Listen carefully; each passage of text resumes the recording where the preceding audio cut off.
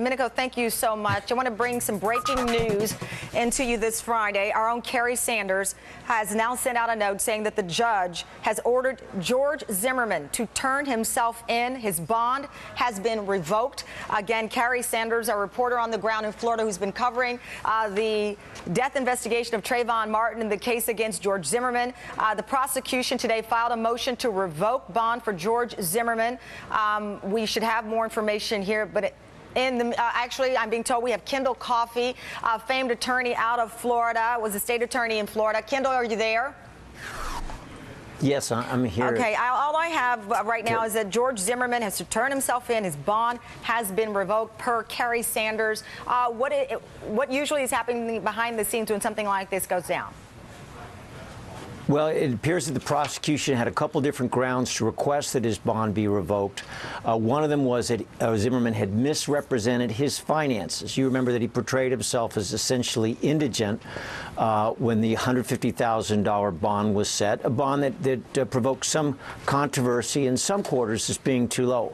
But perhaps even more serious from a standpoint of whether there's a flight risk or not is the fact that there was a second passport, according to the prosecution, that Zimmerman had, and he did not turn in the second passport.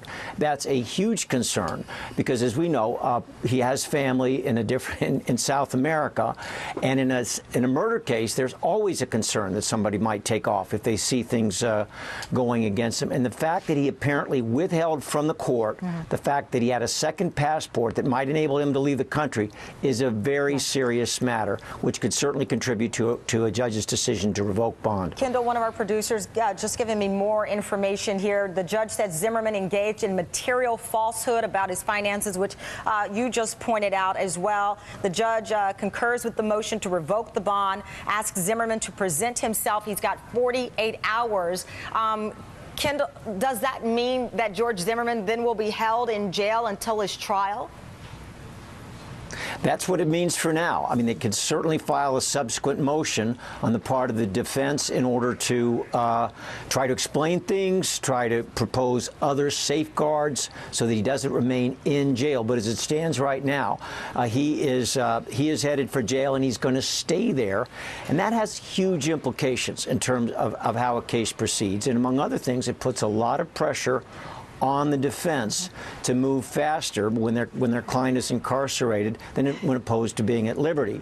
And so this is a potentially game-changing play unless the defense can find out some way to undo the considerable damage that George Zimmerman did to himself. Kendall, I'm curious, again, having thankfully never been charged with a crime of any kind, you've got George Zimmerman and his attorneys here. Wouldn't they discuss the issue of the finances? And certainly when he's asked to turn over his passport, does an attorney look to their client and say, let's make sure now you've turned over? I don't even know who has two passports these days, but he's got a second one here. Nonetheless, isn't this hashed out with your attorney to avoid something of this nature? Well, it's supposed to be, and I'm certain that O'Mara asked him all the right questions. Certainly, the average attorney isn't going to think his client's got a second passport. That's a fluke. And but an attorney would, and that's the kind of thing, by the way, that Zimmerman may have very well withheld from Mark O'Mara. With respect to finances, of course, the attorney goes through that carefully. You keep asking the guy, are you sure that's it? Are you sure there isn't any other money? But one of the things any criminal defense lawyer will tell you is that you will going to hear things from your client that are not always so. It's part of the challenges of the job. Kendall, thank you so much for getting on with us with this breaking news. George Zimmerman has 48 hours to turn himself in. His bond has been revoked. Thank you, Kendall. We'll go to break. We'll be right back. We are following breaking news. A judge has revoked bond for George Zimmerman, the man charged with killing Trayvon Martin. Right now, prosecutor Bernie De La Ronda is speaking. Let's listen in. Sat there when he was aware of that money transferring from one fund to the other and that there was plenty of money. Are these statements or these conversations that were recorded in the jail, are they going to be released anytime soon in discovery? As soon as I've given to the defense attorney the statements, and once he either objects or doesn't, then they will be released. When did you guys come across this? I'm not going to get into what we did or we didn't do. How many conversations did they have while he was in jail? I'm not going to comment other than what I've said on the record.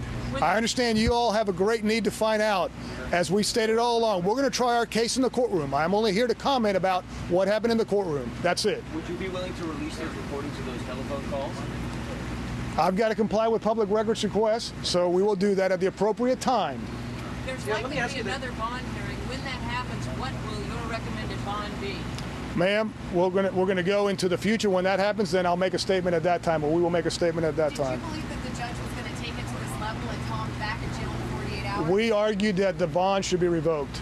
The judge makes the final decision. All we can do is argue our case. We felt that the bond should have been revoked. There was another issue brought up today about public records, and one of the statements from the lawyers representing the media was that if there is an issue in terms of whether things have changed with the way the internet environment has dealt with public records, that is an issue for the legislature, not one for the judge himself to legislate from the bench. How do you respond to the idea that this belongs in the legislature and not in the courtroom before a judge? I know that my boss, Ms. Corey, that's going to be one of her priorities next year in front of the legislature. It is ridiculous the amount of, and I know you all have a job to do, but we've got to make sure this defendant gets a fair trial and the state gets a fair trial. It is ridiculous the amount of stuff that's released that should not be released, in our humble opinion. You know, we're living in a different world now where everybody blogs, everybody does everything. We've got people's lives at stake here. I'm talking about witnesses. We need to care about them. Is there any evidence that they have been threatened? I'm not going to comment about specific threats or lack thereof. I'm just telling you, think about in the future, not just this case, but in the future. You think somebody's going to report a crime if their name is going to be blistered out there and they're going to find everything about them? Would you? Would any of you reporters, if you see a crime, give the information to the police and then be subject to, where do you live? Who's your family? Do you have a daughter? Do you have a son? Where did you go to school? Imagine that. You think witnesses are going to come forward? I mean, I know you all have a job to do, but think of the greater good here in society. Thank you very much. That is Prosecutor Bernie Della Rianda in Sanford, Florida, commenting briefly on the judge revoking bond for George Zimmerman. The judge said that Zimmerman engaged in, quote, material falsehood regarding his finances, as well as disclosure of a second passport.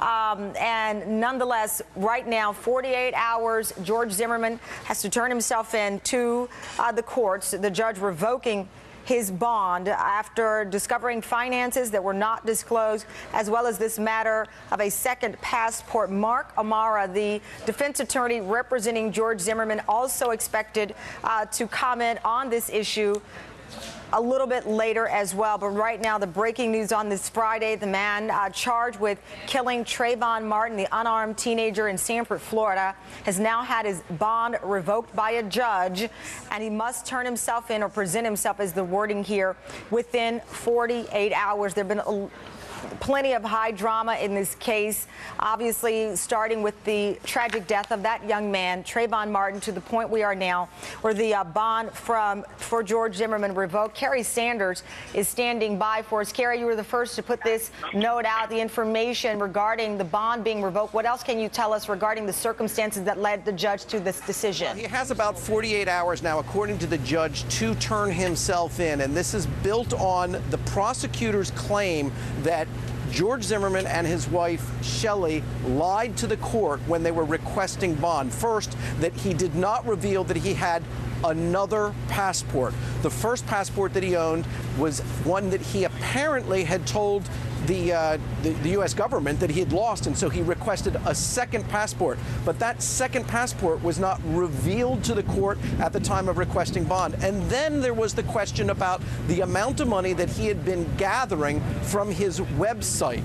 And on that website, the money that he had been gathering, that he had full access to, he did not reveal to the court that he had that money. And so his wife was talking about having very few assets and that they were having to wait to get some money from second mortgages from not only his parents but also his grandparents.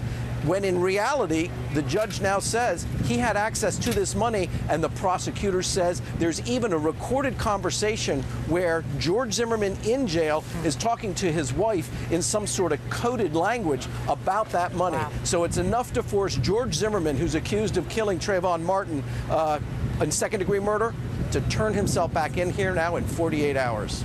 All right, Carrie Sanders live for us. Thank you, Carrie, and that does it.